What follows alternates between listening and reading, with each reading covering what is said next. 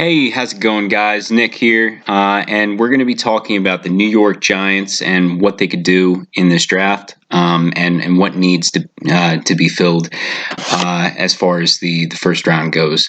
So. I've developed a mock draft that is going to cover the basic needs of the Giants for offense and defense, as well as covering just the first round, what they could do, and players that they could potentially take in the first round. Now, I want to do a 7 round mock in about a week or so, but I do want to wait until the combine results are out. I've always found that when you make mock drafts before the combine, things will change almost like instantaneously once the combine finishes, as players' grades will skyrocket up.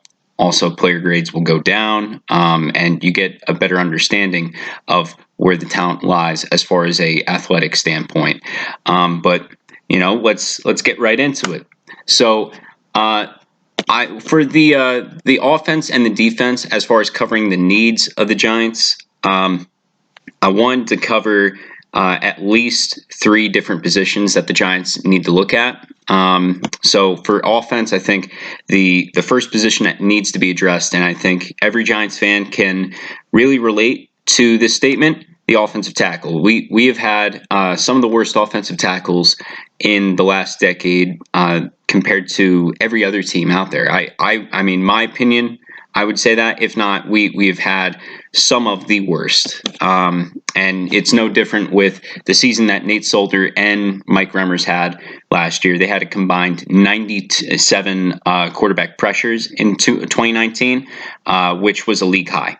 And Nate Solder obviously had a horrible season. But kind of going off of that, I don't want to bash Nate Solder too much. I mean, from my understanding, he was going through a lot emotionally in his personal life. His son actually was diagnosed with cancer in 2019, and from what I understand, he was flying back and forth to his home in New England to take his son to hospital appointments, to get radiation chemo, for even surgeries. So, my thoughts and prayers go out to them. I hope that everything is going well with the Solder family, and I do personally believe that this was a big factor in his play. I don't think Nate is that bad of a tackle, and I do hope that he's able to have a bounce back year for the Giants. Now,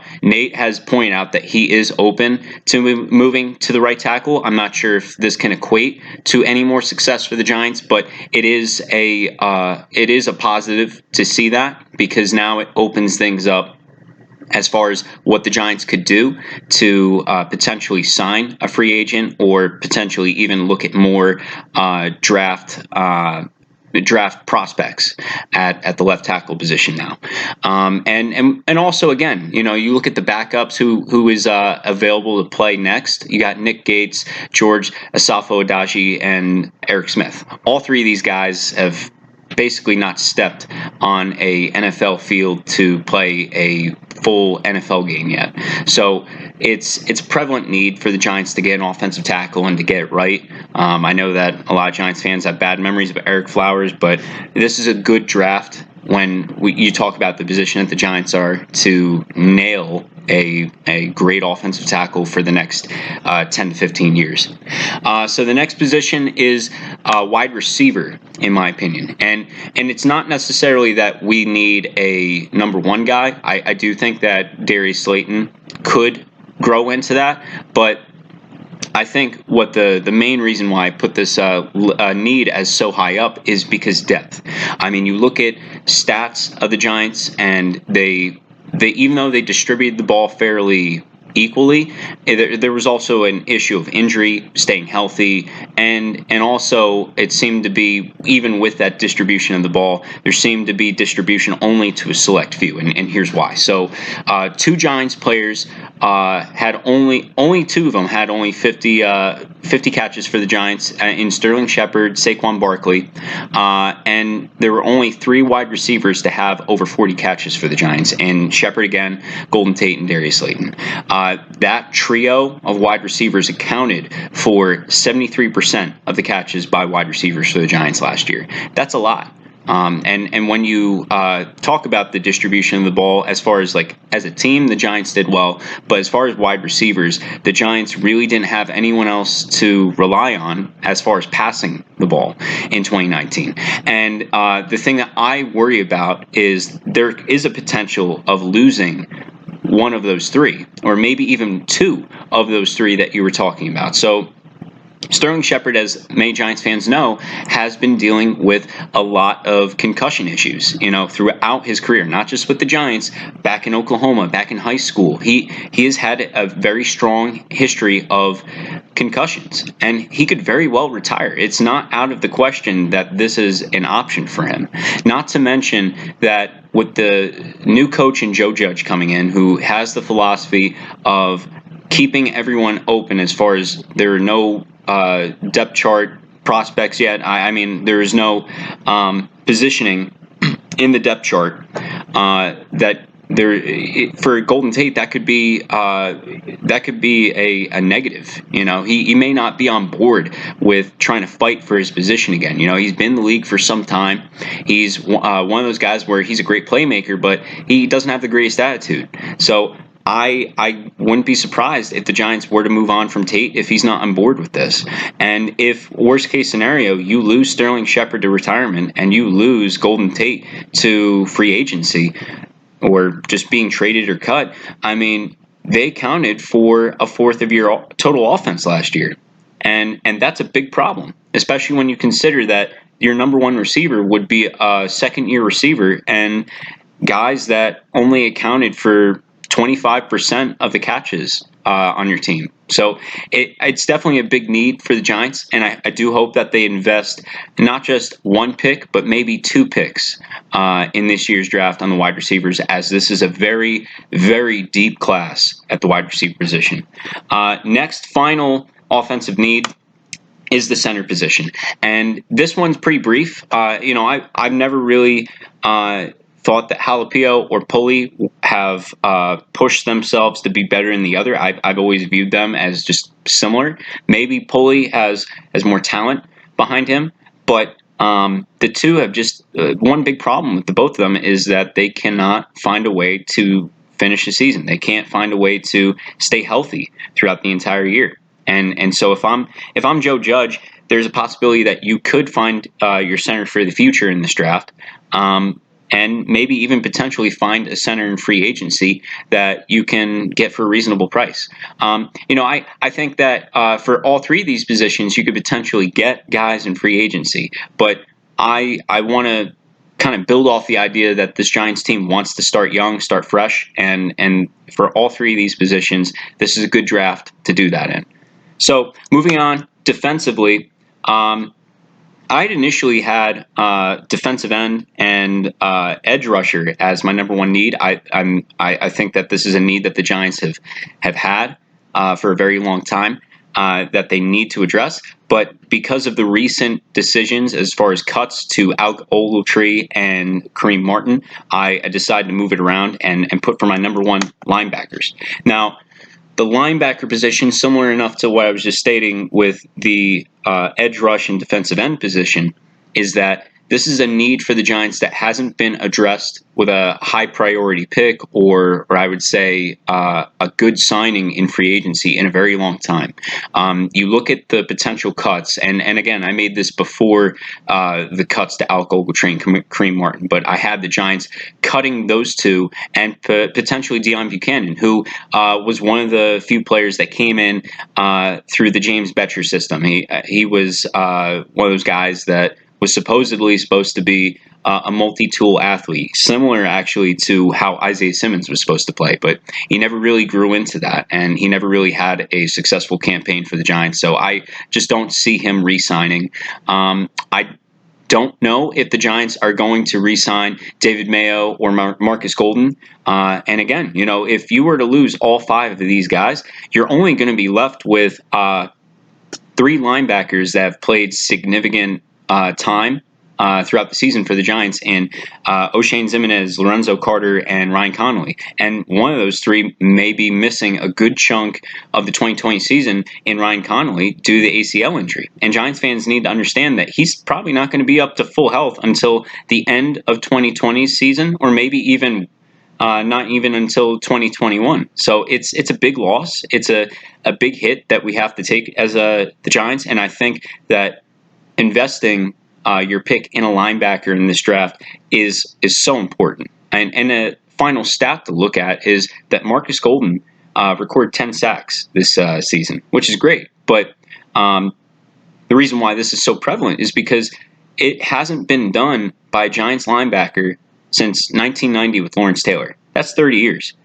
That's 30 years of the Giants not putting priority to this position. And you could see that stat alone tells you that this is a big need for the Giants. So moving forward, we got defensive end edge rusher, like I was talking about before. This is, I believe, the most important need. Even though I have linebacker listed number one because that's the most dire need because of the lack of positions, the lack of depth that you have at that position now, that becomes the most dire. But I think the most important position is the defensive end and the edge rush. And the reason why is because even though people like to think the Giants' defensive line was good, I like to disagree. I like to think that they have good talent and that they have the ability to get after the quarterback. But the one thing that the Giants have been lacking in probably the last decade is a guy that could finish. This Giants team lacks finishers on the defensive end and the defensive line position. And so when you look at stats, the Giants' defensive line only had a single player eclipse 3 sacks on the season in Dalvin Tomlinson, who got that mark by 0.5 sacks. And then when you look at the Giants' defensive line as compared to the rest of the NFL, they had ranked at 12th in quarterback pressures, which to the general fan, including myself, would seem like that's pretty good. But when you actually blow up the stat, quarterback pressure is a combined stat where it accounts for quarterback hurries, quarterback knockdowns, and sacks. Hurries meaning like the quarterback rolling out of the pocket, being pushed out of the pocket, or quarterback knockdowns being that the quarterback is hit after the ball has been thrown or given away, and sacks obviously for sacks. And so even though the Giants were a leader in quarterback knockdowns at 6th, they were among the league's worst in quarterback hurries, in sacks, and in missed tackles. Now, what this stat tells me, is that the Giants are able to get after the quarterback, hurry the quarterback a decent amount of time, but they're not able to finish where you see in missed tackles, where you're able to see in sacks. And they're just missing the quarterback by the margin of a minuscule amount, by footsteps. That's why you could see in quarterback knockdowns at being so high. So, and a great way of actually seeing that example is in Leonard Williams. Leonard Williams had 17 pressures on the year for the Giants, which, again, to an average fan, that would be not bad in the amount of games that he played for the Giants. But when you actually blow up these stats again, you see they had 6 quarterback hurries, 10 quarterback knockdowns, and only 0.5 sacks. You could take it for what it is. Maybe this Giants defensive line isn't built to be trying to get after the quarterback. The only benefit of the doubt I would really give them is that they switched from a 4-3 to a 3-4 last year, and a 3-4 defense isn't exactly a defense that's going to generate a lot of pressure on the quarterback and generate a lot of sacks. But And I guess it's going to emphasize more for a linebacker to get after the quarterback by using blitz schemes. But to me, I just wish that the Giants would either switch back to a 4-3 and get back to what they were as far as how they used to play the game with getting edge rush on both sides, getting a defensive end on both sides, or that they would find somebody that can generate that kind of pressure. And I do hope that they could find that in this draft or potentially even free agency for a reasonable price. And then finally, I have the safety position as a big need at the defensive position. And to me, this is actually one of the more underrated positions that the Giants need to address. When you look at stats of two of four eligible safeties for the Giants last year, they allowed a completion percentage of over 70%. As well as a passer rating of over 100 in 2019. And those two safeties being Michael Thomas and Antoine Bethea. Michael Thomas allowed 74% completion percentage and 120 passer rating. And Antoine Bethea allowing a 72.5 completion percentage and 143 passer rating. I mean, that's bad. That's really bad. And then I mean, not to blow up, I guess, on Michael Thomas per se, because even though he was a bad defender in the pass for the Giants, he actually made up for it as far as being a special teamers, as far as being a player on special teams. But Antoine Bethea, he's been in the league for a very long time, and this is the stats that he compiles for you. Even though he was a leading tackler for the Giants last season, I think that's a misunderstood stat. And the reason why being, like, when you look at the rest of the stats about him, even though he led the Giants for tackles, he also was tied for the fifth worst in touchdown passes allowed at 7, and tied for the third worst in passer rating allowed throughout all defenders. I mean, this isn't just talking about safeties here, talking about DBs. We're talking about any defender last season, and that's what he was, ranked on them. And that's bad. That's really bad. And I think the reason why you see they had so many tackles is that teams were realizing that he was a target, that he was obviously one of the weakest links on that team, and that they wanted to target him the most. So that's probably why he had so many tackles. That's probably why he was such a high tackler for the Giants, is because he was getting targeted so many times. So I really hope that the Giants are able to find somebody maybe in this draft later. There are some potentially good safeties in this draft that I like, that I'll talk about in other videos, such as Kyle Duggar, such as Brandon Jones. I hope that the Giants can address this position, and maybe even potentially in free agency, just as like a Justin Simmons, actually. But moving on, we're going to now talk about the first round pick for the Giants at 4. Now, like I said, I want to do a 7-round mock in the future, but for now, I just want to do a projection of what the Giants could do at pick 4. I think that this is probably the most accurate pick that we could project right now. And then once the combine results come out, future mocks will become a lot more accurate, a lot more analytical in the decision making. But for now, we're just going to stick with the first pick, and then at the end, I will talk about potentially other players that the Giants could look at in the first round if they were to move around in this draft.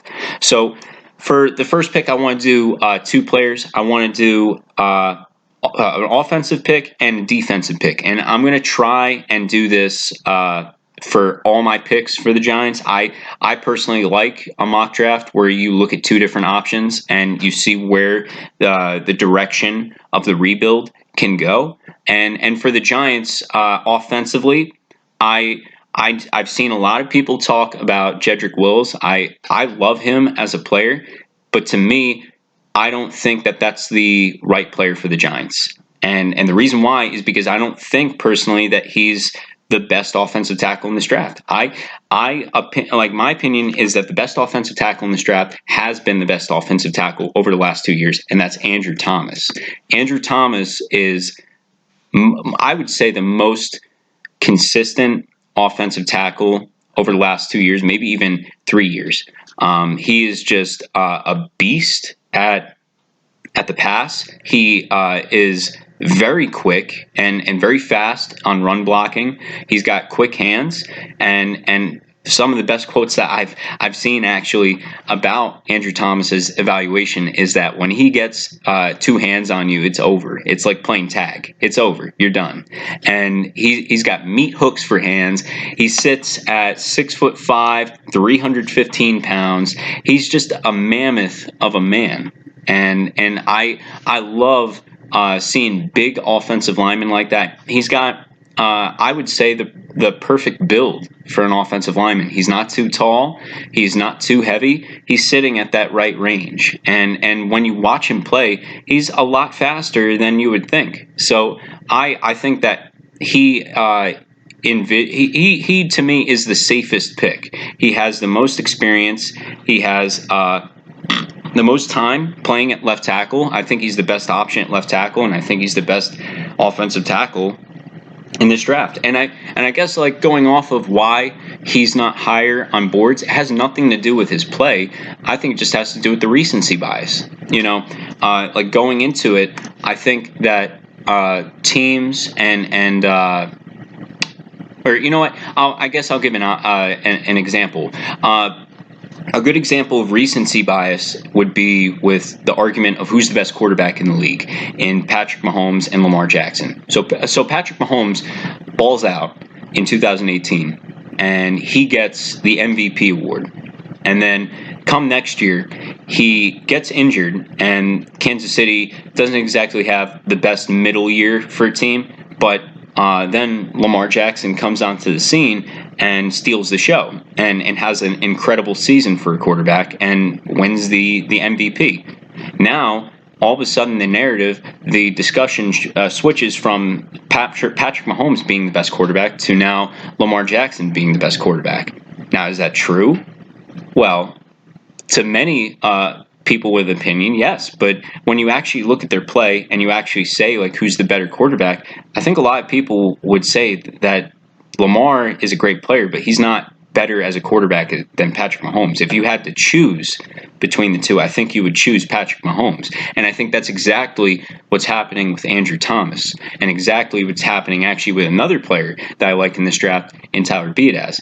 So when you look at offensive tackles, yes, Jedrick Wills. Yes, Tristan Wirfs. Yes, Mekhi Becton. Josh Jones had great years and should be commended for it and should be drafted high, maybe even first offensive tackle off the board. But to me, nothing has changed as far as who's the best offensive tackle, because Andrew Thomas was still a great option at Georgia. Georgia may not have had the best season, but he's still the best option at left tackle. So defensively, this one again was kind of difficult. I had to choose between two players I liked in Jeffrey Okudah and Isaiah Simmons. But when I was going off of what the Giants would potentially do, I went off of a need. Okay, and the Giants need a linebacker. It's been a long time since the Giants have addressed the linebacker position, so I have them taking Isaiah Simmons. And Isaiah Simmons is just like the Swiss Army knife of a defense. He is exactly what the linebacker position is evolving into, and he's actually a great example of how athletes of today are evolving. So you look at Isaiah Simmons, 6'4", 238 pounds. Like I said, he's the most versatile player in the draft. He's regarded as the future of the linebacker position. He can play the run really well. He's played, I believe, 5 different positions while at Clemson last year, or at least he was lined up in 5 different position sets last year.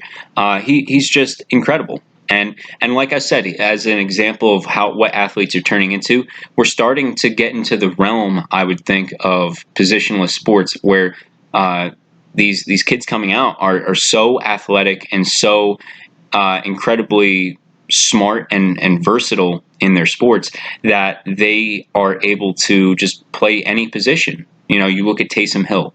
You look actually in other sports like basketball, where you're not seeing any more centers, but more or less guys who are really tall. They could shoot the ball. They could drive into the paint. They play wherever. I mean, look at LeBron James. He's playing like basically a point guard for the Lakers. So I mean, that's what I think Isaiah Simmons kind of defines into. Like, he's just turning into the hybrid linebacker, a guy who can play linebacker, play the run like a linebacker, but can line up on a tight end and play it like he's a safety. So I mean, he's just exactly what the linebacker position is going to be in the next 5 to 10 years.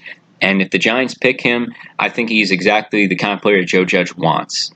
So going into the last slide, this is the best of the rest. These are guys that I think the Giants could potentially get at 4, or if the Giants were to trade down, these are guys that they could potentially look at.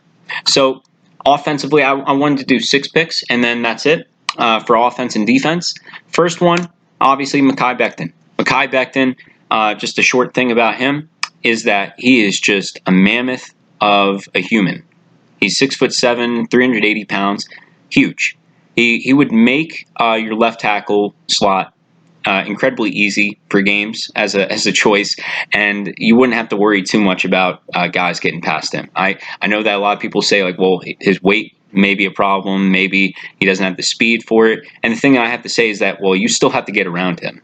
There may be a brick wall in front of you, but you still got to get around it. So I mean, that's why I see with Mekhi Becton. He's going to be incredible to watch, but I do hope that in time he will be able to manage his weight properly. I do worry about that, as it would be hard for him on his knees as he develops and grows over time. But he probably has the highest ceiling as far as offensive tackles in this draft.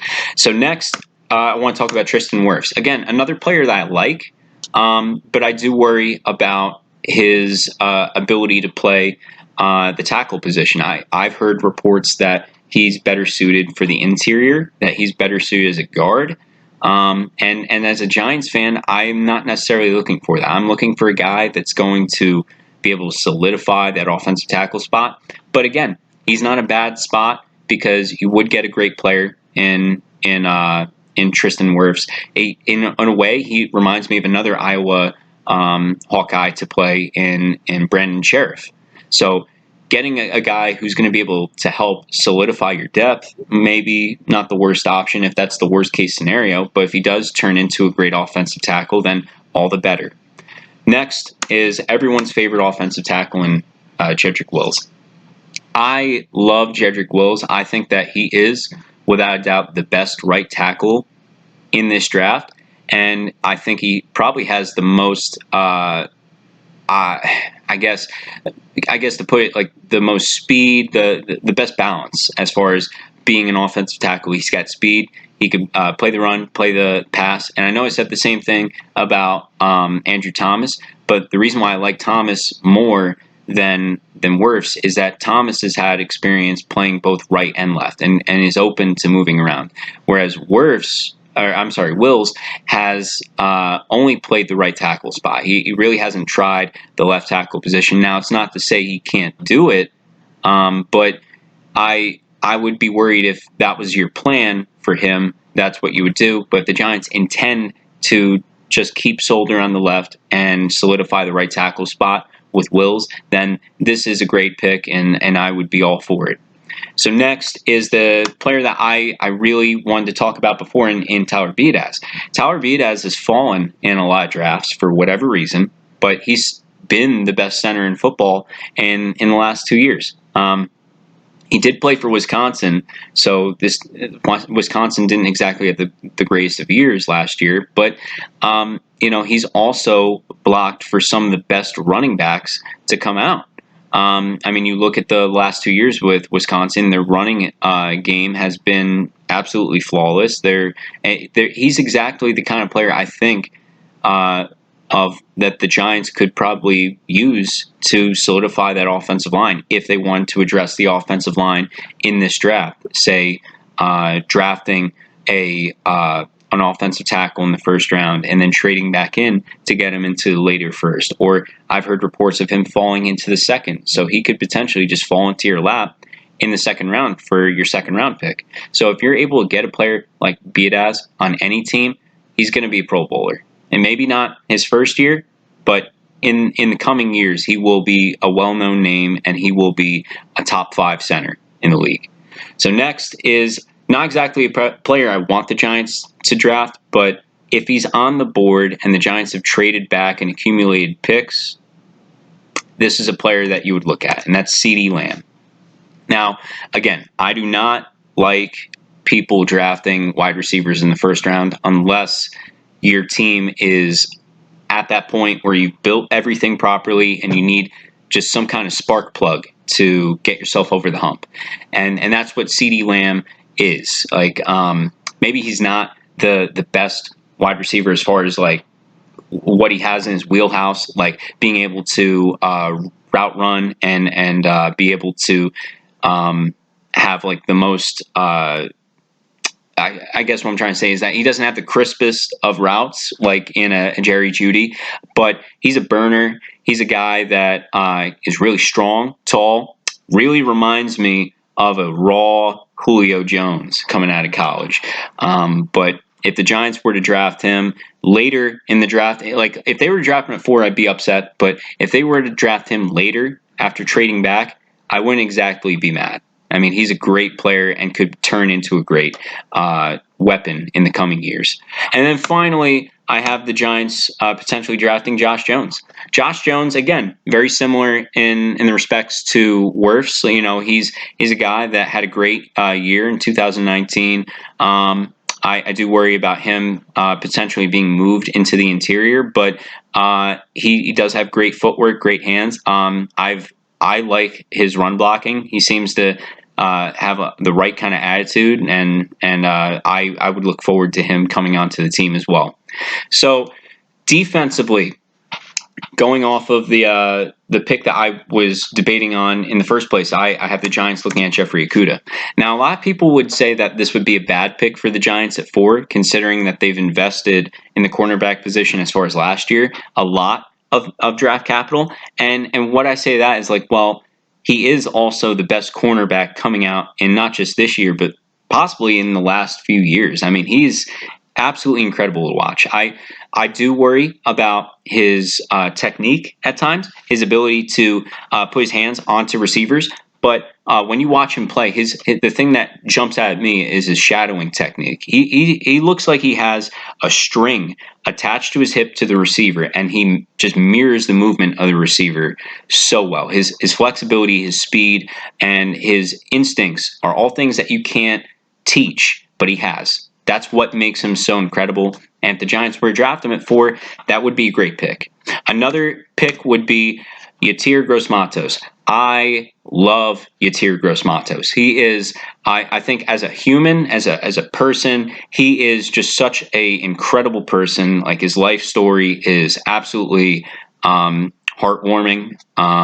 But as far as being a player, he's just as good. You know, he really reminds me of Myles Garrett coming out. Maybe he doesn't have the same exact prowess as Myles Garrett or the same technique, but he has great potential. The reason why I absolutely love this pick is because the Giants have also hired the defensive line coach for Penn State this year, so it would make so much sense and make I would say improve and efficiency, make it more efficient for Yetur's development if he was to develop under the same coach they had in college. And then another position that the Giants again could look at as far as defensive end would be AJ Espinoza. And AJ, very similar to Yetur, he's got raw talent, but I think his technique's actually better than Yetur. And you could actually argue that AJ is the second best defensive end coming out of college right now. I think that both Yetur and AJ are two guys that are neck and neck at this, but again, you know, this is a position that the Giants desperately need help at, and any help that they can get would be fantastic. So next, another player, and this one, again, may not be happy with a lot of fans in Derek Brown. I wouldn't necessarily be okay with the Giants drafting Derek Brown at 4, but he is a great player. Derek Brown is versatile in similar sense to Isaiah Simmons, that he could play multiple positions at that tackle spot. So you can move him around in different schemes. And when you watch him play, he's actually really quick. He's really fast. He gets after plays. He's got a great motor. And he is fun to watch at times. Another fun to watch player that has really been rising up boards is the next player I want to talk about, and that's Clavon Chassian. And he's coming out of LSU. And the thing that I love about him, just like I was saying with Derek Brown, he is one of those players that has an incredible motor. And what I mean by motor is that when you watch football, sometimes players stick out because they seem just faster. They seem to get past blocks quicker. They seem almost like they're in a video game. That's the controller user player or whatever, and that's what it looks like when you watch Clavion do in LSU. Like he just jumps out at you when you're watching film, and he's just got this ability where he will play at 110% compared to everyone else. He's fun to watch. I hope that if he were to have a great combine, that he's gonna jump out and start shooting up boards. But if the Giants can sneak him into the second round or potentially late first by trading up, that would be a great selection. And then finally, looking at the safety position, you got Grant Delpit. Grant Delpit, similarly enough, I think of Jamal Adams when you watch him play. He's got great technique. He's got great instincts. But the thing I like about him is that he's well balanced. He isn't just a great hitter. He isn't just a great